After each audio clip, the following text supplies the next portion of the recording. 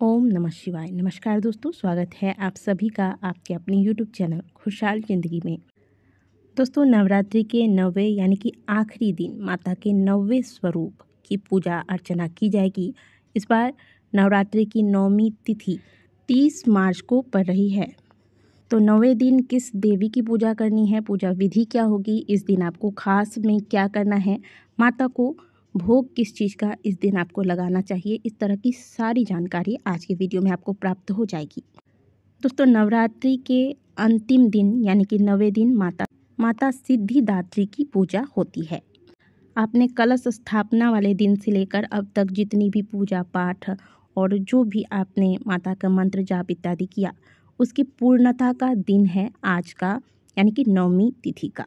माँ सिद्धिदात्री की पूजा करने वाले साधकों को 8 प्रकार की शक्तियाँ मिलती है। यहाँ तक कि स्वयं देवादिदेव महादेव ने भी 8 प्रकार की सिद्धियों को माता की कृपा से धारण किया था और माता की कृपा से ही भगवान भोलेनाथ का आधा शरीर स्त्री का हो गया था, जिसे कि हम सभी अर्धनारीश्वर के नाम से जानते हैं। ये 8 दिनों तक आपने जो भी पूजा अर्चना की है, अब वो समय आ गया है कि 9वें दिन माता को प्रसन्न करके माता सिद्धिदात्री से अपने द्वारा किए गए पूजा पाठ इत्यादि का फल प्राप्त किया जाए। यानी कि इन 8 दिनों में जो आपने पूजा पाठ जो भी किया है, उसका फल देने के लिए माता सिद्धिदात्री 9वें रूप में पूजी जाती हैं। शास्त्रों में माँ सिद्धिदात्री को सिद्धि और मोक्ष की देवी माना जाता है। माँ सिद्धिदात्री महालक्ष्मी के समान कमल पर विराजमान है। माँ के 4 हाथ है। माँ के हाथों में शंख, गदा, कमल का फूल और चक्र सुशोभित है। मान्यता है कि माँ सिद्धिदात्री भक्तों के मनोकामनाओं को पूरी करती है, उन्हें यश, बल और धन की प्राप्ति कराती है। तो आज के दिन वस्त्र कौन से धारण करेंगे? वैसे तो आप नवरात्रि के दिन के हिसाब से भी वस्त्र धारण कर सकते हैं, लेकिन माता की आराधना के लिए सबसे उत्तम रंग जो है वह लाल रंग है। आज के दिन माता को भोग क्या लगाएं? तो आज के दिन माता को मुख्य रूप से हलवा, पूरी इत्यादि का भोग लगाया जाता है। हलवा, पूरी, खीर, चना इत्यादि का भोग लगाया जाता है। साथ में माता की पूजा अर्चना करने के बाद हवन किया जाता है। इसके बाद ही कन्याओं को भोजन कराया जाता है। अब माता के विसर्जन को लेकर कई प्रकार की दुविधाएं होती हैं। कई लोग जो हैं अष्टमी पूजा के बाद ही कलश का विसर्जन कर देते हैं और नवरात्रि का पारण कर लेते हैं, और कुछ लोग 9वीं में पूजा आराधना करने के पश्चात हवन करके फिर कन्या पूजन के साथ अपने व्रत को पूर्ण करते हैं और कलश को हिलाते हैं। लेकिन कहीं कहीं पर ऐसा भी होता है कि 10वीं तिथि को माता के कलश को हिलाया जाता है। तो जब तक आप पूजा का विसर्जन नहीं करेंगे तब तक व्रत का पारण कैसे करेंगे? इसीलिए कुछ लोग 10वीं तिथि पर भी व्रत का पारण करते हैं। तो देखिए, इसमें आप शुरुआत से, जब से आपने नवरात्रि व्रत आरंभ किया है तब से किस विधि से आप व्रत का पालन कर रहे हैं, यह बहुत महत्वपूर्ण है। जिस प्रकार से आपने बाकी के दिनों में माता की पूजा आराधना करके बाकी के सालों में जिस प्रकार से आपने पारण किया है, उसी विधि को अपनाए रखें। नया कुछ करने की आपको आवश्यकता नहीं है, ठीक है। लेकिन आमतौर पर 9वीं में माता सिद्धिदात्री की पूजा अर्चना करने के बाद जो हवन किया जाता है, इसके बाद कन्या पूजन के बाद पूजा का विसर्जन किया जाता है और फिर जो भी साधक हैं वह व्रत का पारण करते हैं। तो आप ऐसा ही करें। अगर आपके यहाँ 10वीं पर पारण करने का नियम है तो आप 10वीं को ही करें। श्रेष्ठ यही रहेगा कि 9वीं में कन्या पूजन के बाद आप व्रत का पारण कर लें। तो सुंदर से माता की पूजा अर्चना करें, लाल रंग के पुष्प की माला चढ़ाएं।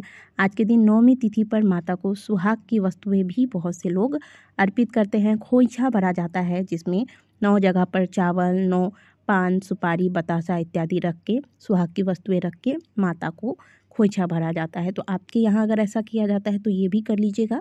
और दूसरी बात, इस प्रकार से माता की पूजा अर्चना करने के बाद हवन के पश्चात कुंवारी कन्या को अवश्य भोजन कराइएगा आज के दिन। और कुंवारी पूजन के बाद ही नवरात्रि का व्रत जो है वह पूर्ण माना जाता है। कुंवारी पूजन कभी भी सूर्यास्त के बाद नहीं किया जाता, इस बात का भी ध्यान रखिएगा। सूर्यास्त होने से पहले ही कुंवारी पूजन कर लेना है। कुंवारी भोजन जो भी आप कराएंगे, इसके बाद द्रव्य दक्षिणा कुंवारी कन्याओं को देकर उनका चरण स्पर्श करें। इसके बाद आप पूजन का विसर्जन कर सकते हैं। कलश को हिलाते वक्त आप इस प्रकार से बोलें, लक्ष्मी गणेश गृहवासा अन्य देवता गच्छा गच्छा, यानी कि लक्ष्मी गणेश से घर में सुख समृद्धि आती है। तो इनको हम घर में वास करने के लिए प्रार्थना करेंगे। और जो भी देवी देवताओं का हमने कलश स्थापना के समय आवाहन किया था, उन्हें हम विसर्जित करेंगे, प्रार्थना करेंगे कि हमारे पूजा को स्वीकार करके पुनः जब हम इनका आवाहन करें तो ये इसी प्रकार से आकर अपनी कृपा हम पर बनाए रखें। इस प्रकार से प्रार्थना करके कलश हिला दीजिएगा। धीरे से आप नारियल को निकाल के हटा दीजिए। इस नारियल को आप लाल रंग के कपड़े में बांधकर घर की तिजोरी में रख सकते हैं। और जो शारदीय नवरात्रि वाला नारियल आपने पहले रखा होगा उसका विसर्जन कर दें, ठीक है। इसके बाद कलश के जल में आप जो आम का पल्लव है कलश का, उसे डुबाकर फिर इस जल को पूरे घर में आप छिड़कें। और ध्यान रखिएगा कि बाथरूम इत्यादि में आपको इस जल का छिड़काव नहीं करना है, ठीक है। कलश में जो भी सिक्का और सुपारी इत्यादि है, सिक्का आप ब्राह्मण को दे दें। और जो भी द्रव्य दक्षिणा इत्यादि आप इतने दिनों तक आपने चढ़ाया होगा वो सब इकट्ठा करके ब्राह्मण को दे दें। कलश में जो आपने एक पात्र में चावल या गेहूँ रखा है वह पंछियों को दे दें। लाल चुनरी इत्यादि माता का वैसे ही रहने दें। माता को उठाकर आप पुनः जिस आसन पर माता को आप प्रतिदिन बैठाकर पूजा करते हैं वहाँ पर स्थापित कर दें। चौकी के कपड़े को उठाकर रख दें। आप अगली बार फिर पूजा में चाहे तो इसका प्रयोग कर सकते हैं। और माता की जो अखंड ज्योत है इसे आप खुद से मत बुझाइएगा, जब तक जलता रहेगा। इसके बाद जब यह ठंडा हो जाए स्वयं से तो इसकी बाती को निकाल कर आप सब सामग्रियों को एकत्रित करके फिर ले जाकर जल में विसर्जित कर दें। नारियल को बिल्कुल भी आपको विसर्जन नहीं करना है, ध्यान। और जो आपने जवारे बोए थे वहाँ से घर के प्रत्येक सदस्य को जवारे उठाकर दें। इन्हें आप अपने पर्स में रख सकते हैं, घर की तिजोरी में रख सकते हैं। और जो बचे हुए जवारे हैं इनका आप बाकी सामग्रियों के साथ विसर्जन किसी बहती नदी में कर दें। और जो भी आपने सुहाग की चीज़ें अर्पित की हैं माता को, वो आप किसी सुहागिन ब्राह्मण को दे दें, ब्राह्मणी को दे दें। या फिर आप ब्राह्मण को भी दे सकते हैं, वो अपने घर में जाकर किसी महिला को वो चीज़ें दे सकते हैं। लेकिन अगर आप स्वयं से दान करना चाहते हैं तो आप घर में भी किसी सुहागिन स्त्री को दे सकते हैं ये चीज़ें। इसमें किसी प्रकार का दोष नहीं लगता। आप चाहे तो स्वयं भी इसमें से कोई चीज़ लेकर प्रयोग में ला सकते हैं माता के आशीर्वाद के रूप में। व्रत के पारण के दौरान भूल से भी प्याज लहसुन इत्यादि नहीं खाना है। आज के दिन भी आपको जो आपने हलवा पूरी चना इत्यादि बनाया है इसका ही सेवन करके इस प्रसाद को लेकर फिर व्रत का पारण करना है। तो इस प्रकार से माता सिद्धिदात्री की पूजा के साथ आपको नवरात्रि के पूजन को पूर्ण करना है। और पूजा विधि जो हमने आपको बताई है वही रहेगी, जो मुख्य रूप से आज के दिन हलवा पूरी इत्यादि बनाकर माता को चढ़ाएं, सुहाग की चीज़ें अर्पित करें, हवन कर लें और आरती करने के पश्चात और कन्या पूजन के साथ व्रत को पूर्ण करें। इस विधि से आपको माता की विदाई करना चाहिए। आशा करते हैं कि दी गई जानकारी आपको अच्छी लगी होगी। वीडियो अच्छी लगी है तो वीडियो को लाइक ज़रूर कीजिएगा। कमेंट बॉक्स में जय माता अवश्य लिखें।